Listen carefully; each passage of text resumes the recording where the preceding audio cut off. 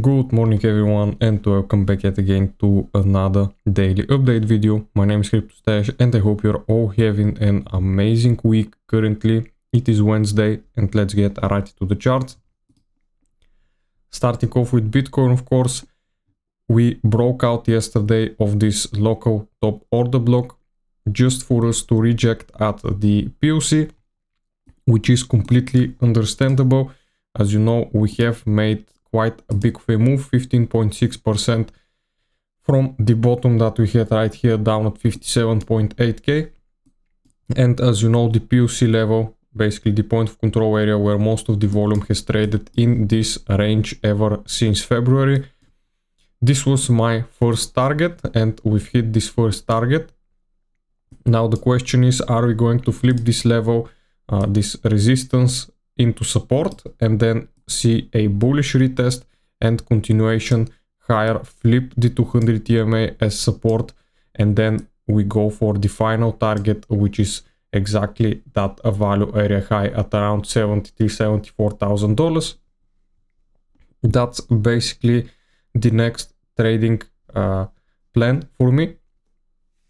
I have taken most of the profits right here at the POC. If we actually do get a rejection towards the downside again, always make sure to take profits and leave like half or like 30% of your trade running. Anything more than 70% taking profits is perfectly good, so I am doing just that. Basically right now in if we look at the lower time frame, we are currently trading below the daily pivot, also hitting that 200 EMA right here and into the Monday high, acting as support. You can see previously it was resistance, right now it is acting as support, so I will not be surprised if this level takes us higher again. On the 4-hourly you can see RSI still has potentially higher to go. The stock market also did take quite a bit of a rejection yesterday. This is also one of the reasons why Bitcoin is going towards the downside, and the dollar is pushing higher, which is also taking a toll on Bitcoin, which is why Bitcoin is having that correction. The dollar did pump quite a bit yesterday. You can see from this retest right here, it is up like almost 1%, which is a lot for the dollar index.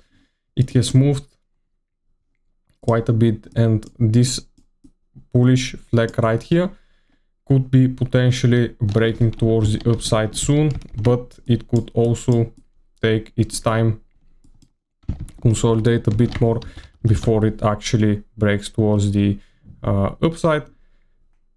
The Nasdaq, same thing right here. We did take the dump yesterday also into the weekly pivot, right now acting as support, so we're watching that. Hype is also right now breaking back below this ascending channel that we have right here, ascending triangle. So if we lose this level, we are going to go for the bottom at around $53 to sweep the liquidity below here, and then we're going to be watching for a retest of the 200 daily EMA for a bounce, and then of course a reclaim of this level in order for us to continue higher. I believe Hype is a bullish asset, same as Bitcoin, and will continue climbing towards the upside. Solana right now is just stuck around the value area low. We are still remaining above it, which is nice to see. So as long as we remain above here, then we could get that continuation higher. On the short term for Bitcoin, you can see yesterday we fell below VWAP, and we have been trading below VWAP since the daily opened right here. We did got quite a bit of shorts coming to the market. You see price fell down, open interest fell down, and CVD went down a bit, which means short positions are opening up here right now, and they could push price a bit lower.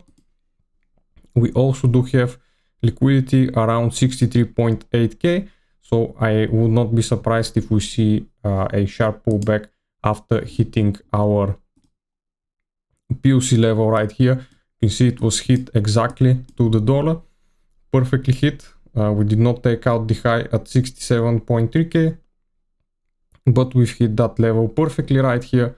So I will not be surprised if we get a bit more of a pullback like so before we actually continue towards the upside.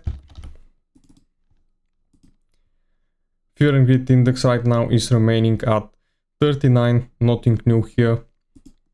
Spot ETFs are continuing to see accumulation. Another bullish day yesterday with 203 million, with BlackRock in the lead, buying over 150 million of the spot ETFs, which is very, very nice to see.